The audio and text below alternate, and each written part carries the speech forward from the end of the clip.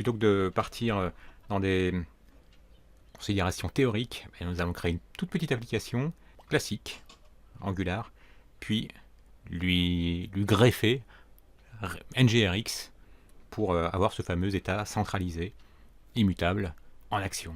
Alors, nous allons générer notre application Angular à l'aide de Angular CLI. Donc je pense que si on est en 2018, mi-2018, c'est quelque chose qui commence à être connu, Angular CLI. Alors si ça n'est pas déjà fait, commencez par lancer une console, puis à l'intérieur d'installer à l'aide de npm Angular CLI, -g globally donc. Et je vous rappelle la chose également, pour disposer de npm, Node Package Manager, qui vous permet justement d'utiliser cette commande npm avec ces options-là, install-g Angular CLI. Donc pour installer Angular CLI, il faut bien évidemment avoir installé Node, puisque Node, quand vous installez Node, ça vous installe en même temps npm. Donc pour ça, il suffit d'aller sur le site officiel de Node, nodejs.org. Et là, moi comme je suis en Windows, ça me propose des fichiers MSI. Et vous, ça vous proposera, si vous êtes sous Linux ou Mac, des tar gz. Donc installez simplement, c'est très simple, Node npm, ce qui vous permettra de disposer des outils, nous plutôt en l'occurrence de l'outil npm. Donc pour vous assurer ensuite, une fois que vous aurez installé Node, que vous avez bien à disposition l'outil npm, il suffit de faire npm-v. Ça va vous indiquer une version, donc là il se trouve là 6.1. Pareillement, si vous avez la même chose pour Node, ça vous indiquera votre version de Node. Ce qui fait qu'à partir de là, vous pouvez générer une application. Alors ce que je vais faire pour générer mon application, je vais la générer, ça c'est une petite habitude également, j'évite de créer des choses sur le lecteur C, comme ça si je dois faire une réinstallation suite à une catastrophe, il y aura de fortes chances que j'ai toujours à disposition mon lecteur, alors F en l'occurrence, donc un lecteur qui est dédié seulement aux données.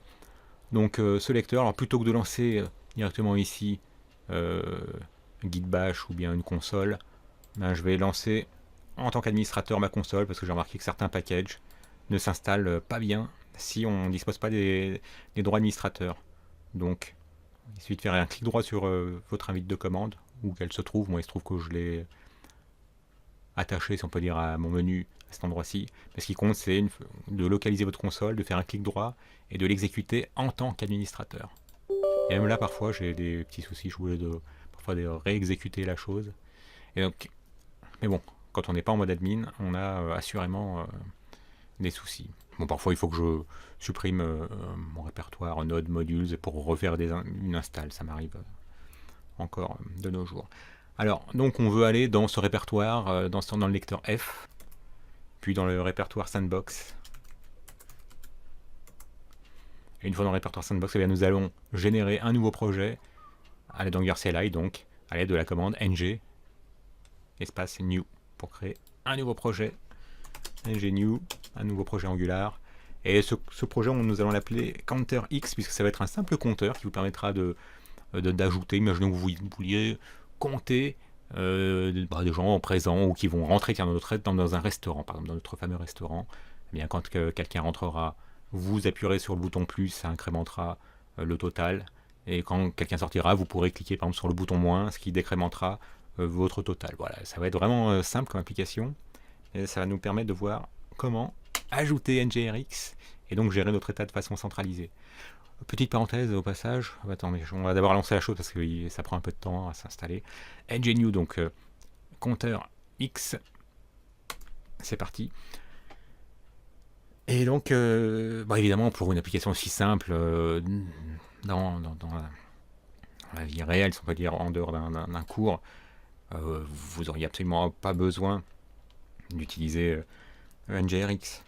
Pour reprendre la boutade qui n'en est pas une, en fait, c'est que Redux et donc NGRX, ça vous permet de gérer plus facilement des applications très complexes plutôt que d'utiliser Redux ou NGRX sur des applications simples.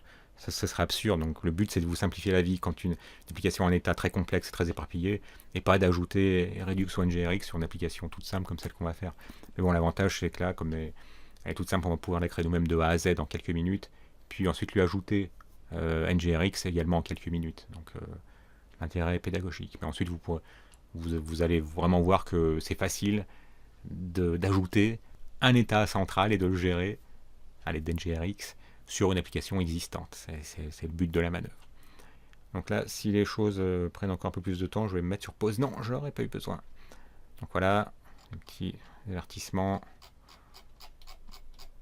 des petits warnings sans gravité, hein, simplement, ça c'est relatif aux lignes, line endings, les fins de ligne, bon, ne sont pas les mêmes dans l'univers Linux et l'univers de Windows.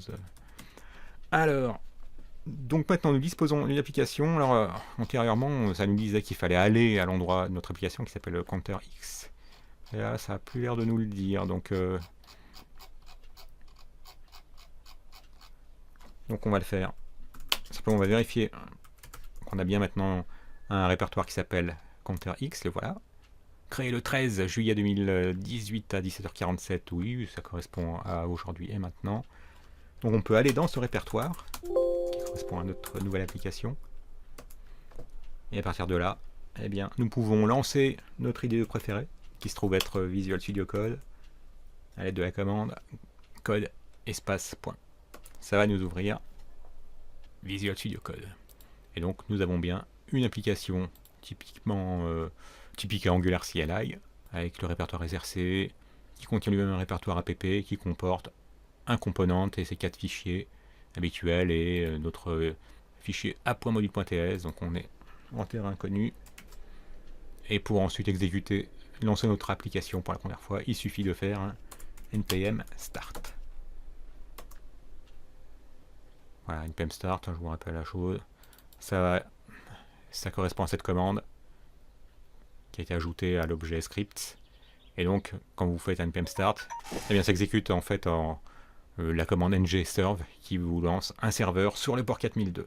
Ce qui veut dire que si on ouvre un onglet et qu'on tape comme URL localhost 2.4002, donc pour attaquer le port 4200, eh bien on voit cette application-ci.